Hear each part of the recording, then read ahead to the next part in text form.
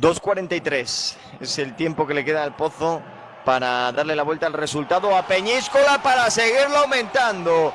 Gol de Servigroup Peñíscola para el...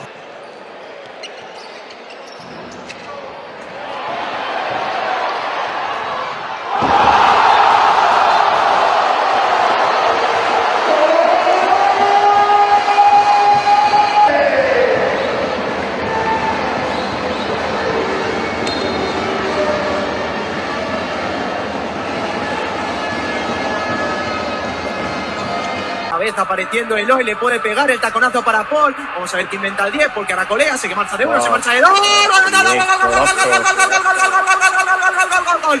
¡Gol!